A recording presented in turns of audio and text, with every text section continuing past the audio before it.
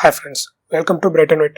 நீங்கள் இன்னும் நம்ம சேனலை சப்ஸ்கிரைப் பண்ணலாம், சப்ஸ்கிரைப் பண்ணிக்கோங்க. கூடவே வர பெல் ஐக்கானை கிளிக் பண்ணிட்டீங்கன்னா நான் போடக்கூடிய வீடியோ உங்களுக்கு நோட்டிஃபிகேஷனில் வரும். ஸோ நீங்கள் நம்ம என்ன வீடியோ பார்க்க போகிறோம்னா ஃபோட்டோஷாப்பில் லேயர் பண்ணல என்னென்ன சொல்லி யூஸ் பண்ண போகிறோம் சொல்லி தான் பார்க்க போகிறோம். வாங்க வீடியோக்குள்ளே போகலாம்.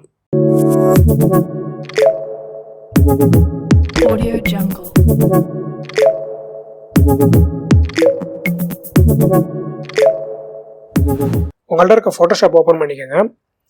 ஓப்பன் பண்ணிட்டு ஒரு நியூ டாக்குமெண்ட் க்ரியேட் பண்ணிட்டீங்கன்னா ஸோ இங்கே பார்த்தீங்கன்னா இதான் லேயர் பேனல் சொல்லுவாங்க. ஸோ இதில் வந்து நான் ஒரு பேக்ரவுண்ட் மட்டும் க்ரியேட் பண்ணி வச்சுருக்கேன். ஸோ இதில் வந்து ஃபஸ்ட்டு நம்ம என்ன பார்க்க போகிறோன்னா, இந்த ஃபோட்டோஷாப்பில் நம்ம என்ன ஒர்க் பண்ணாலுமே வந்து அது லேயராக தான் கன்வெர்ட் ஆகும். ஸோ நீங்கள் ஒரு ஆப்ஜெக்ட் ஒரு இமேஜ் எடுத்து நீங்கள் இமேஜ் வந்து காப்பி பண்ணி போட்டாலும் சரி, இல்லை எனக்கு இந்த போர்ஷன் மட்டும் எனக்கு வேணும் அப்படின்னு சொல்லி நீங்கள் இதை எடுத்தாலும் சரி, ஸோ எனக்கு இந்த இமேஜ் மட்டும் வேணும் அப்படின்னாலும் ஸோ இந்த இமேஜை நீங்கள் வந்து இந்த டாக்குமெண்ட்டில் க்ரியேட் பண்ணும்போது ஸோ அது ஒரு லேயராக தான் க்ரியேட் ஆகும். ஸோ என்ன ஒர்க் பண்ணாலுமே அது லேயராக தான் க்ரியேட் ஆகும். ஸோ இந்த லேயர் வந்து இந்த ஃபோட்டோஷாப் பொறுத்த வரைக்கும் ரொம்ப ரொம்ப முக்கியம். ஸோ இது ரொம்ப யூஸ்ஃபுல்லாகவும் இருக்கும். ஏன்னா நம்ம ஏதாவது தப்பு பண்ணிட்டோம் அப்படின்னா ஈஸியாக அந்த லேயரில் இருக்கிறத மட்டும் டெலிட் பண்ணிட்டு நம்ம வேறு க்ரியேட் பண்ணிக்கலாம். ஒரே லேயரில் க்ரியேட் பண்ணிட்டோம்னா எல்லாத்தையுமே நம்ம அண்டு பண்ணுற மாதிரி இருக்கும். ஸோ அதனால் வந்து லேயர் க்ரியேட் பண்ணிவிட்டு ஸோ நம்ம வந்து யூஸ் பண்ணிக்கலாம்.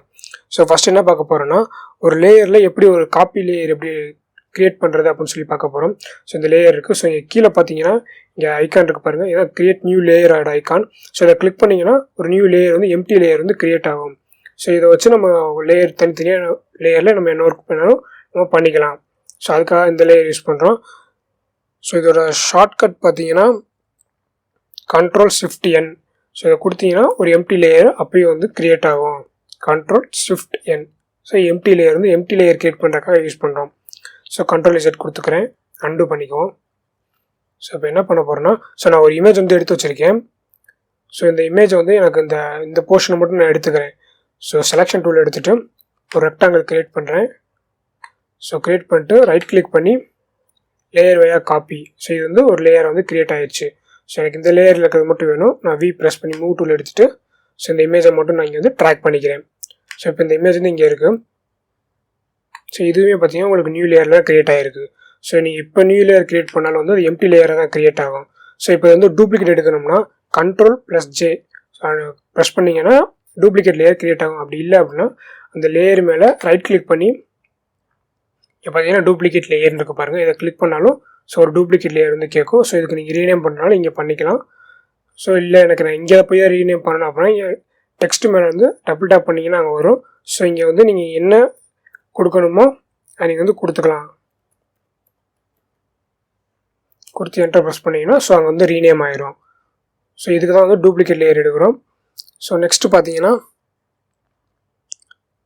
இப்போ நான் வந்து அங்கேருந்து இந்த இமேஜிலேருந்து இந்த போஸ்டரை மட்டும் நான் காப்பி பண்ணி இங்கே வந்து பேஸ்ட் பண்ணிக்கிட்டேன். ஸோ எனக்கு இன்னும் எக்ஸ்ட்ரா இதே மாதிரி இமேஜ் வேணும் அப்படின்னா ஸோ இப்போ நான் வந்து லேயர் ஒன்று வந்து செலக்ட் பண்ணிக்கிறேன்.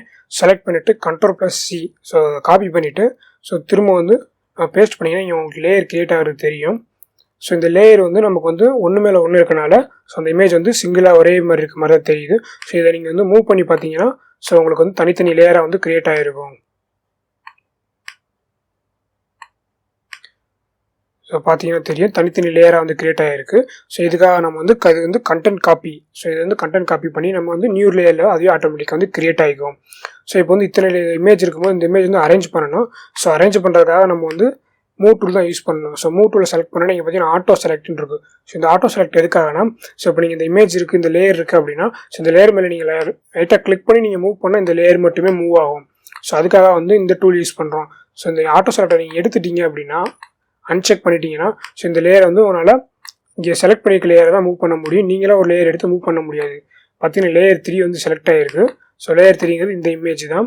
ஸோ இந்த இமேஜ் வந்து நான் இப்போ வந்து மூவ் பண்ணுறேன். ஸோ இதே வந்து லேயர் 5 கிளிக் பண்ணிவிட்டு நான் எதை மூவ் பண்ணாலும் லேயர் 5 வந்து செலக்ட் பண்ணிவிட்டு நான் மூவ் பண்ணும்போது அந்த லேயர் மட்டும் செலக்ட் ஆகும். ஸோ இதே வந்து இந்த செலக்ட் பண்ணிட்டு நான் வேறு ஏதாவது லேயரை செலக்ட் பண்ணாலும் எனக்கு வந்து லேயர் 5 தான் வந்து செலக்ட் ஆகும். ஸோ வேறு ஏதாவது வேணும்னா நீங்கள் மேனுவலாக போய் அந்த லேயரை செலக்ட் பண்ணிவிட்டு ஸோ அதுக்கப்புறம் வந்து நீங்கள் அந்த லேயரை வந்து மூவ் பண்ண முடியும்.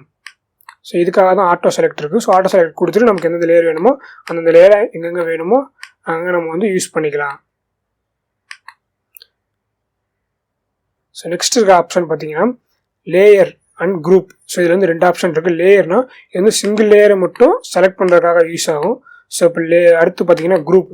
ஸோ இது என்னென்னா ஃபஸ்ட் வந்து நம்ம லேயர் எப்படி குரூப் பண்ணுறோன்னு சொல்லி பார்த்துக்குவோம். ஸோ உங்களுக்கு எந்தெந்த லேயரை குரூப் பண்ணணுமோ அந்தந்த லேயரை வந்து குரூப் பண்ணிக்குவோம் ஃபஸ்ட்டு.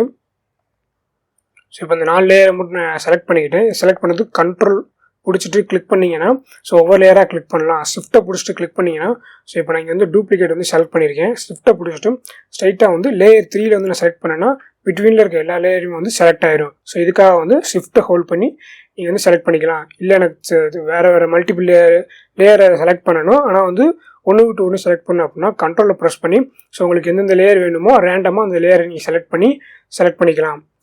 செலக்ட் பண்ணிவிட்டு Ctrl+G கொடுத்தீங்கன்னா அது வந்து குரூப் ஆகிக்கும்.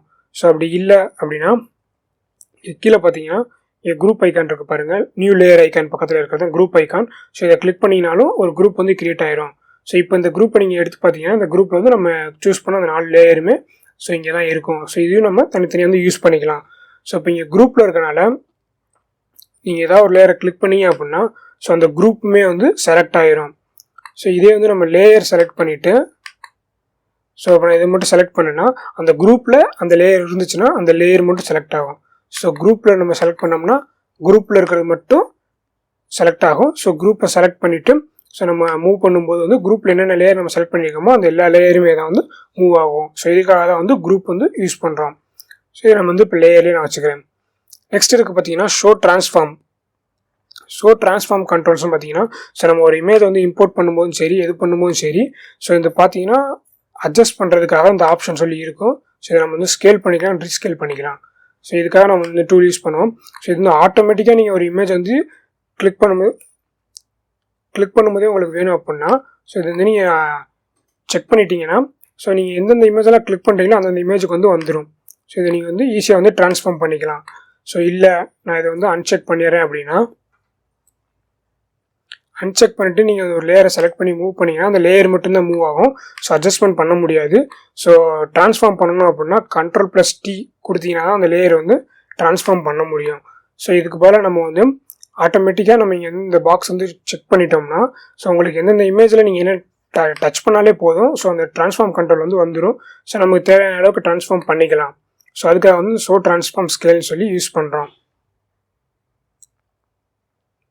ஸோ இப்போ வந்து நம்ம குரூப் பண்ணிட்டோம். ஸோ இந்த குரூப்பை அன்குரூப் பண்ணுறது எப்படின்னா ஸோ குரூப் பண்ணுறதுக்கு ஸோ மேலே மெனு பாரில் லேயர் இருக்குது. ஸோ லேயரில் போய் அன்குரூப் லேயர்ஸ்ன்னு சொல்லியிருக்கு.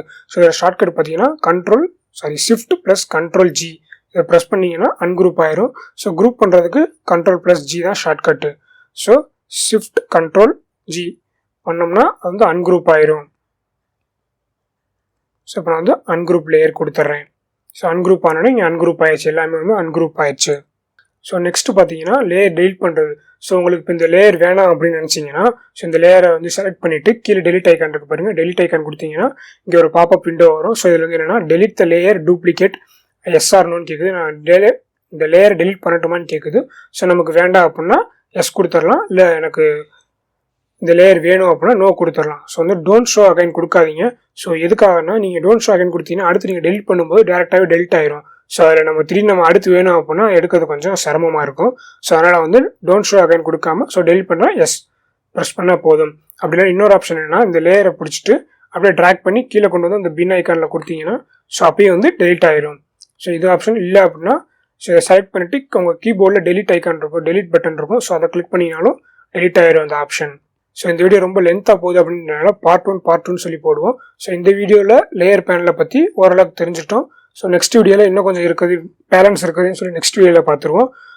ஸோ இந்த வீடியோ உங்களுக்கு பிடிச்சதா லைக் பண்ணுங்கள், கமெண்ட் பண்ணுங்கள், ஷேர் பண்ணுங்கள். மறக்காமல் நம்ம சேனலுக்கு சப்ஸ்கிரைப் பண்ணிடுங்க. கூடவே வர பெல் ஐக்கானை கிளிக் பண்ணிடுங்க. அப்போ தான் நான் போடக்கூடிய வீடியோ உங்களுக்கு நோட்டிஃபிகேஷனில் வரும். தேங்க்ஸ் ஃபார் வாட்சிங்.